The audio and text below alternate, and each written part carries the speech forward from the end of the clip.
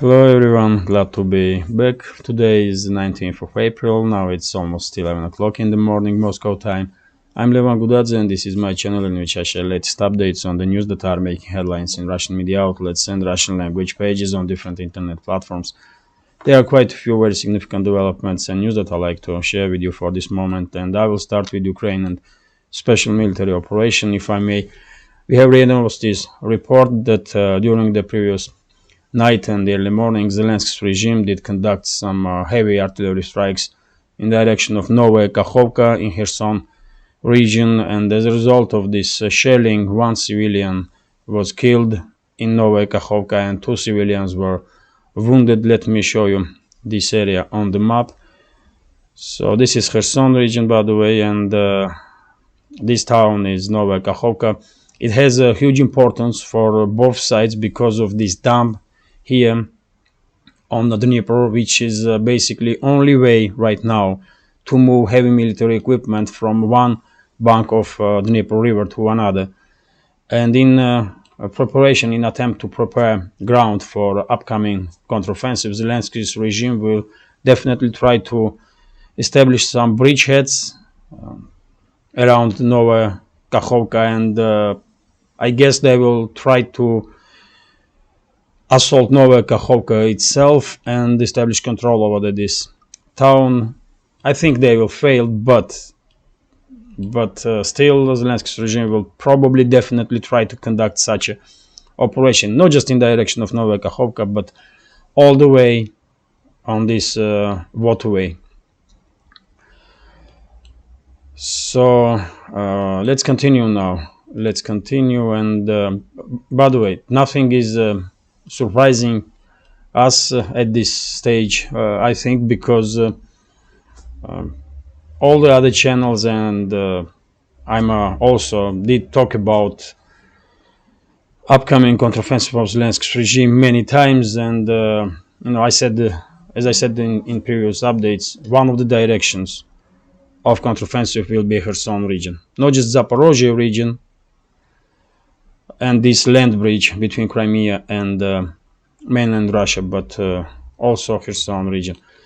And in confirmation of this information, we have statements from official of Zaporozhye region, Vladimir Rogov, who said that during the previous night time, Zelensky's regime did conduct two unsuccessful counteroffensives in from direction of Orekhovo. And once again, let me show you on the map this area. This is Orekhov, this town here, and as I understand, according to some informations that are appearing in open sources, Zelensky's regime already had quite a big number of forces in and around Orekhovo, and during the night time they did try twice to conduct some recon offensive operations, local scale, to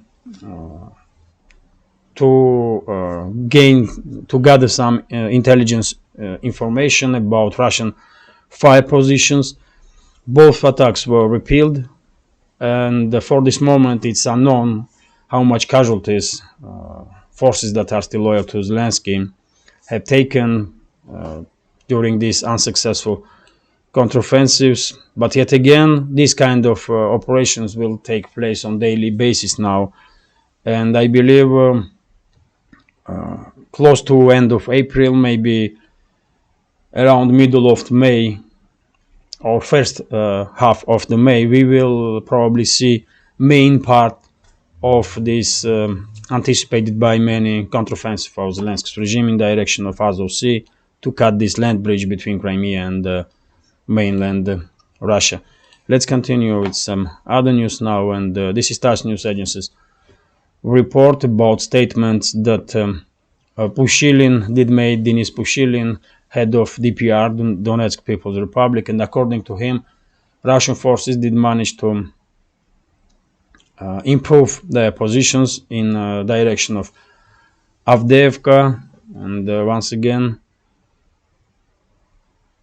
let me show you on the map this area. So this is Donetsk direction, by the way, and this town is Avdiivka. It's almost almost fully encircled. Avdiivka is in operational encirclement, I will call it, because from three sides this town is encircled, and all the roads that are connecting Avdiivka with the territories that are controlled by Zelensky's regime is under Russian artillery fire control. That's why I was surprised that Zelensky did visit Avdiivka, if he really was in Avdiivka yesterday. But yet again, you probably did notice that whenever Zelensky is visiting any town, for that period of time, Russian side is not conducting any strikes in that direction. I don't really understand why this is happening.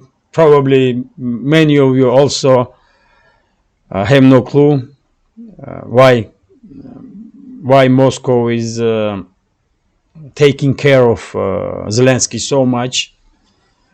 Maybe because Putin did promise to former Prime Minister of Israel that Russian side will guarantee safety of Zelensky. Maybe there are some other reasons, I don't know, but still, despite this quite critical situation of Avdiivka, garrison of Avdiivka, Zelensky did visit this town yesterday.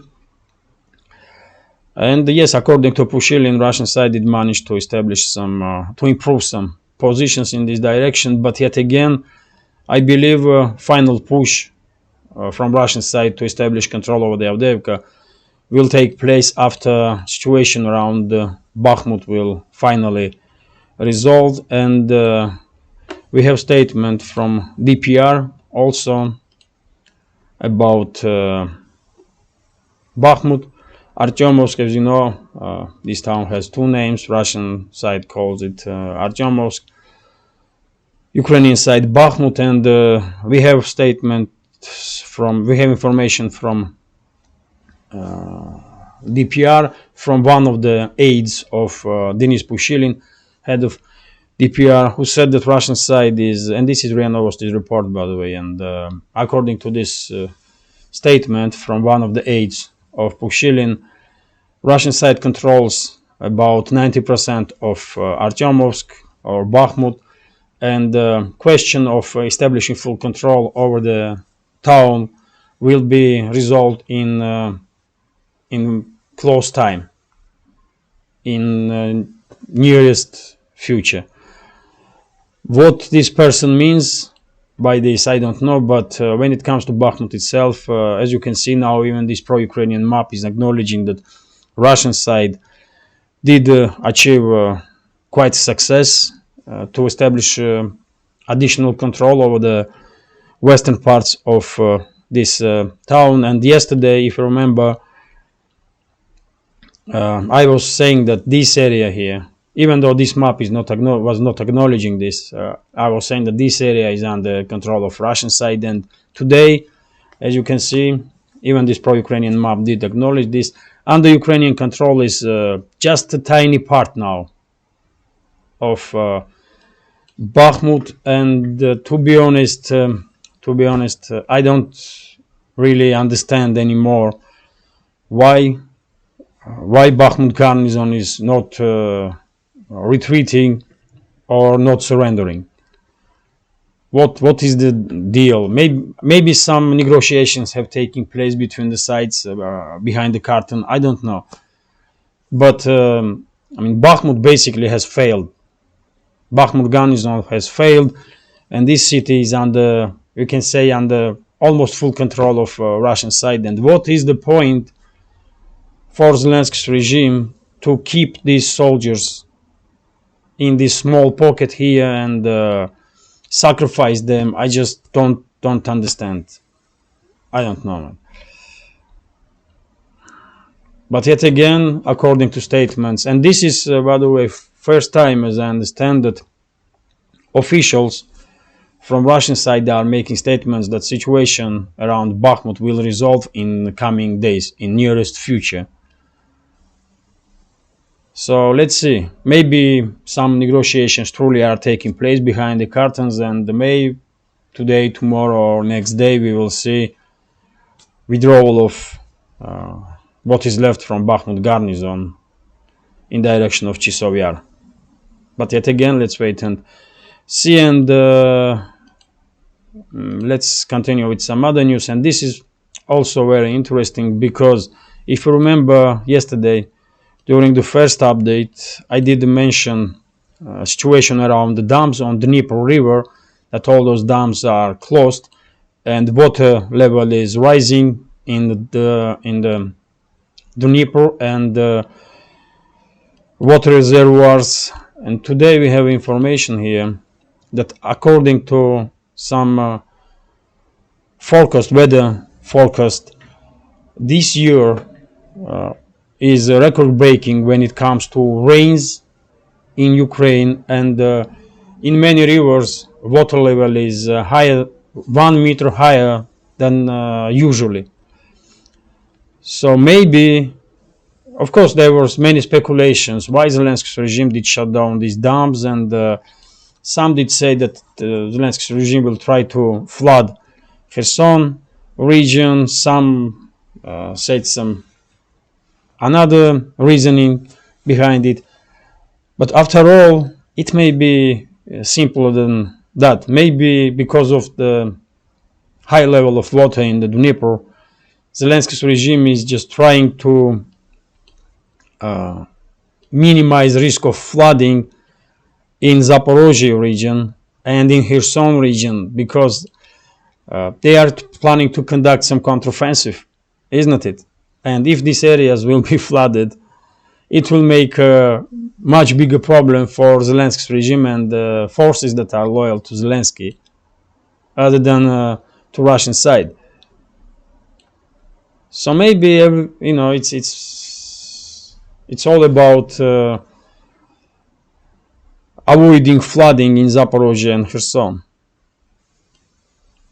But yet again, it's just a guess. I did read some comments in comment section under the yesterday's updates, and one of you did suggest that maybe Zelensky's regime want to low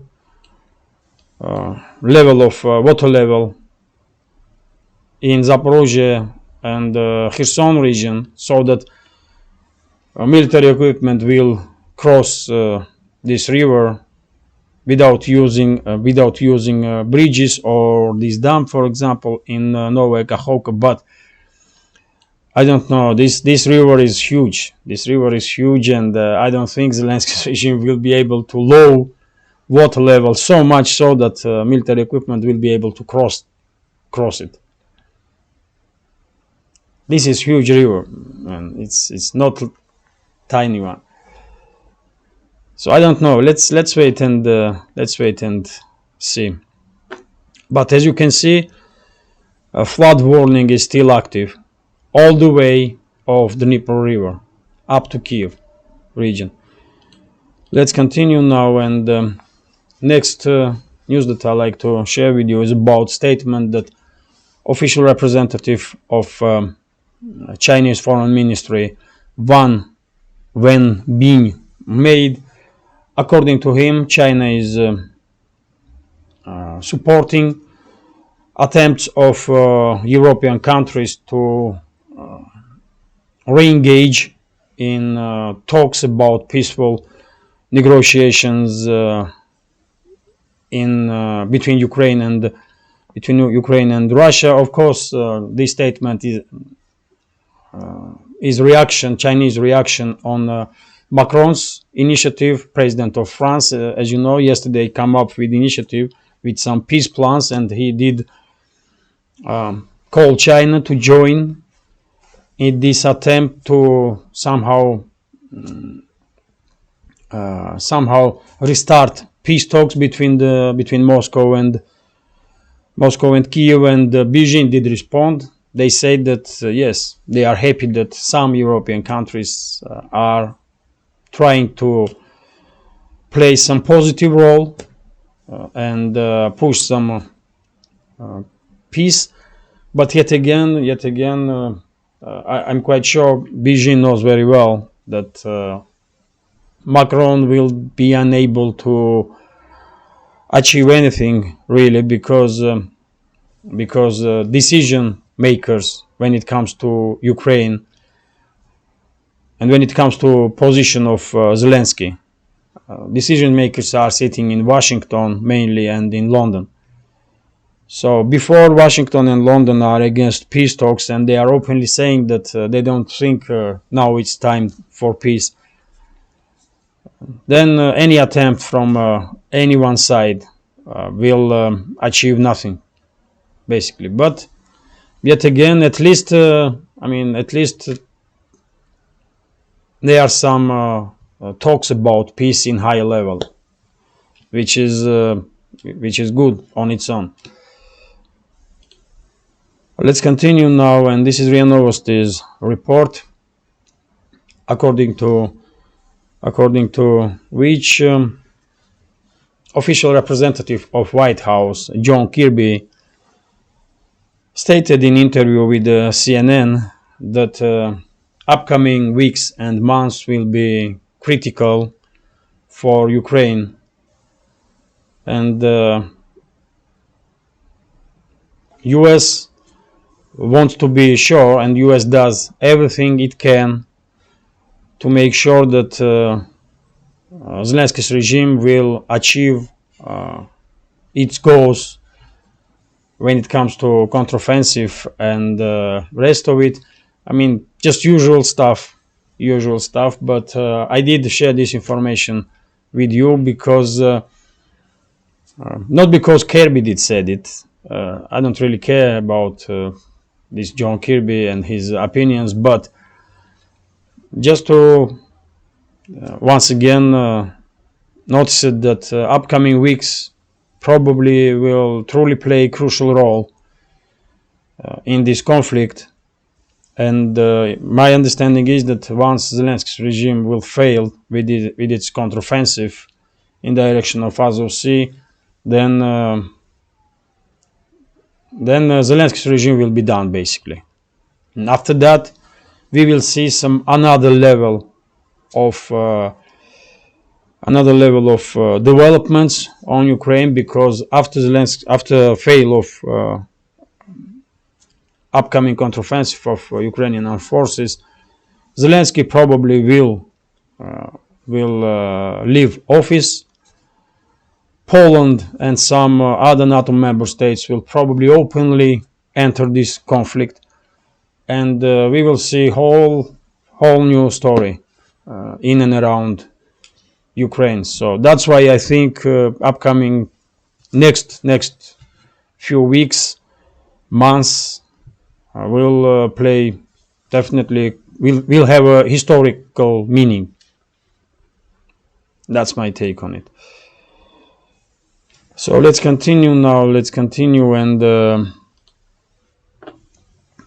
this is RBK News Agency's report, according to which US demanded from Russian side to not use US nuclear technologies that are presented in Zaporozhye nuclear power plant. To be honest, I was surprised that Zaporozhye nuclear power plant operates with the use of some US nuclear technologies.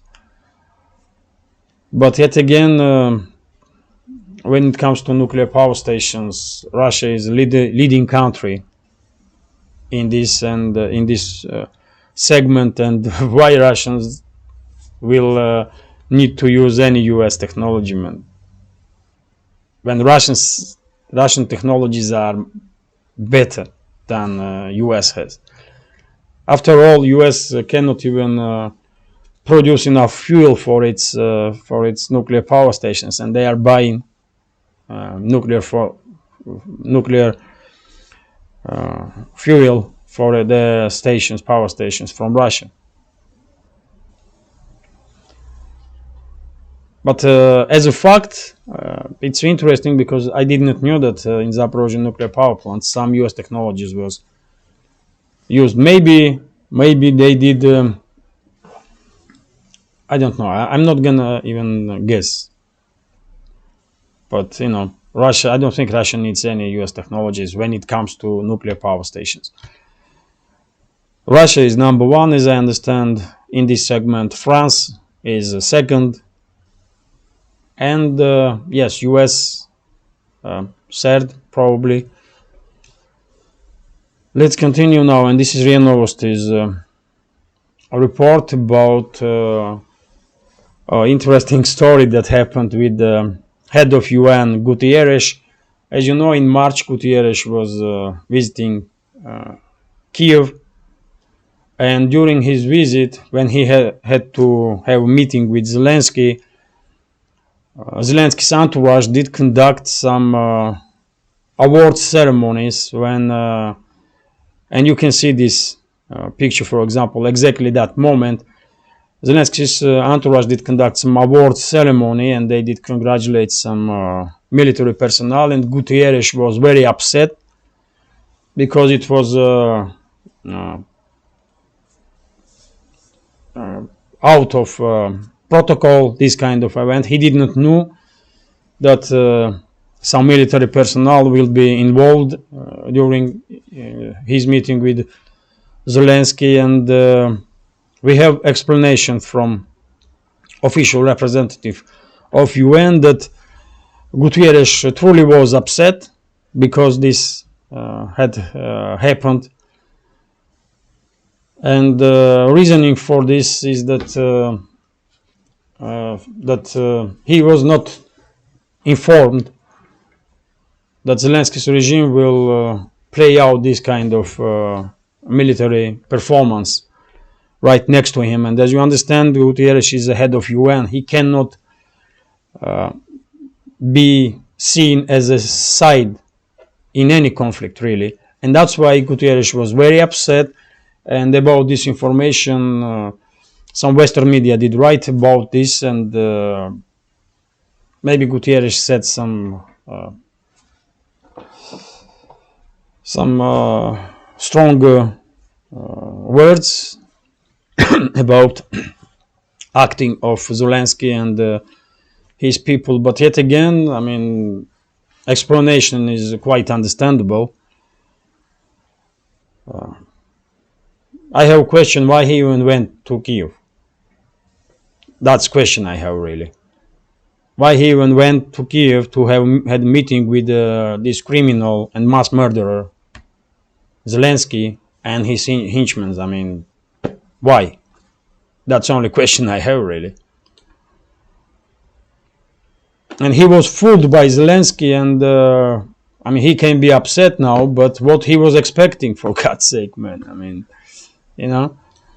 Let's continue now, and this is Kommersant News paper's article, according to which Lavrov, during his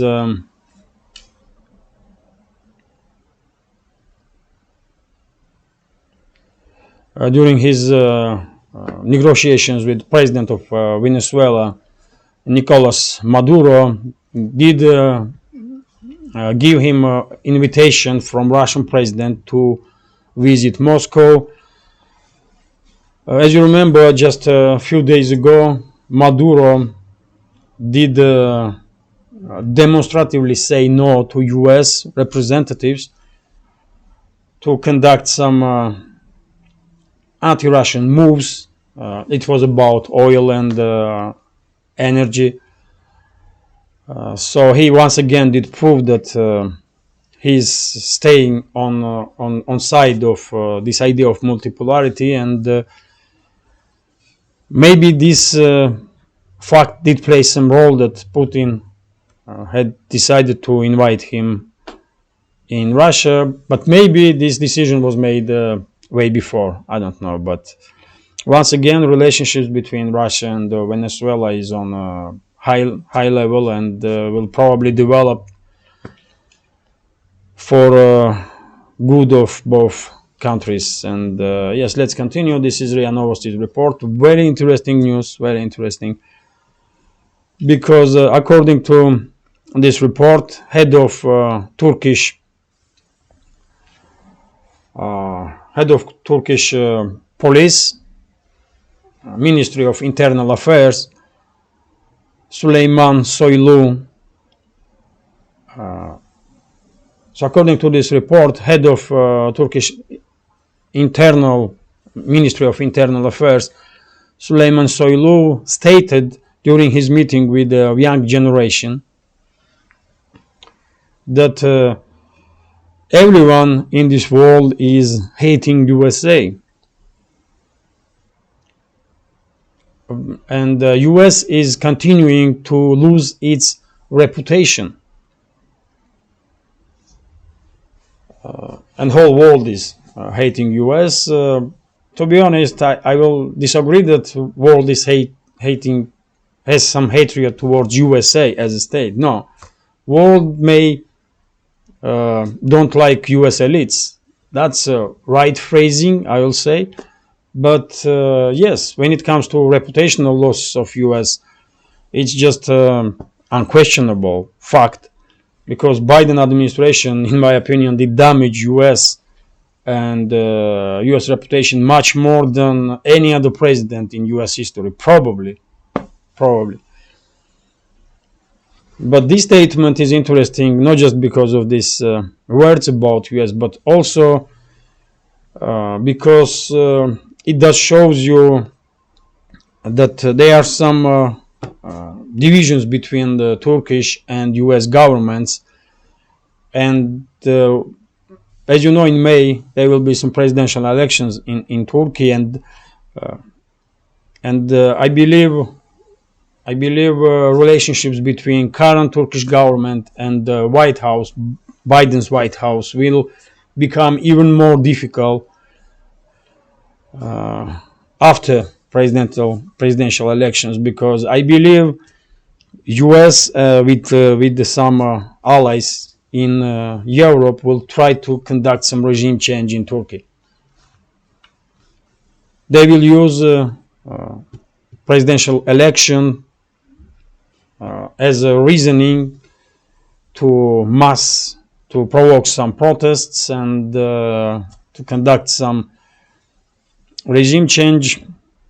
I don't know, Erdogan probably are prepared for this kind of development, but yet again, we should never underestimate influence of US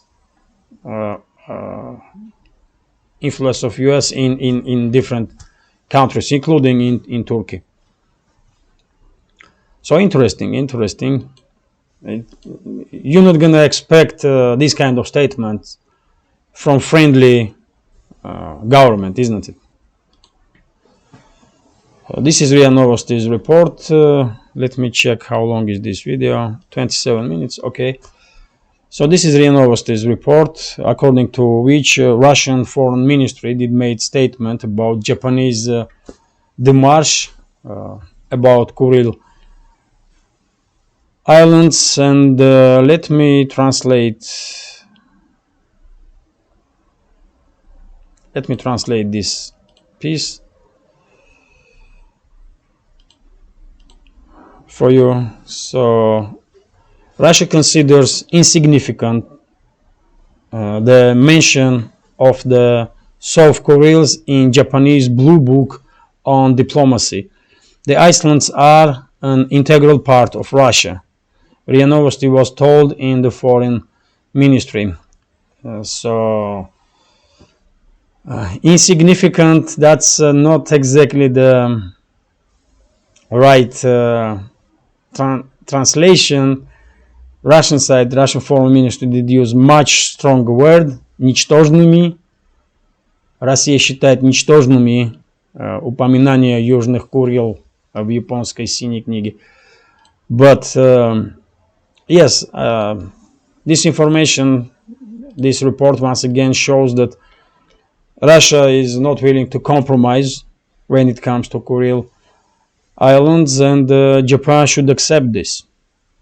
And by the way, maybe you remember that about 3-5 years ago, there were some negotiations between former Japanese Prime Minister and the Russian President, and some media even report in Russia that if negotiations will go through, if sides will achieve some common ground, if sides will reach some common ground, then maybe Russia will transfer to Japan 2 islands from 4 that Japan has territorial claims,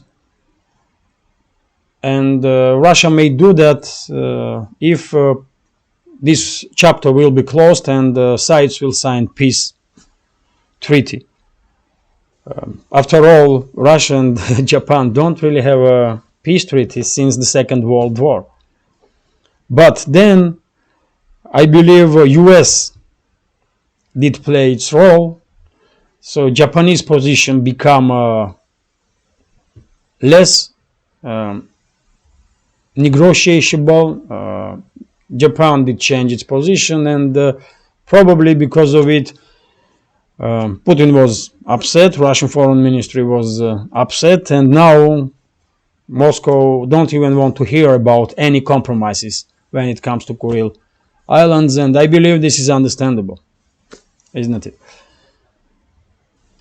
Let's continue now, and this news is gonna be last one for today. According to TASS News Agency's report, UN data shows that about middle of the 2023, India will become a most populated country in this world, and it will surpass China. So that's quite a big deal, isn't it? So yes, this is it. This is it for now. This is it for now. If you find this video interesting, please hit that like button, leave some commentary about any topic you like, and if you can, please share links to my videos or my channel with your friends on Facebook, Twitter, Telegram, or any other platform that you are active on. And if you think this channel is interesting and deserves to exist, please consider to support with small donations through PayPal or by subscribing to my Patreon page. You will see links under this video in the description box. This is it for now. Have a nice day and take care.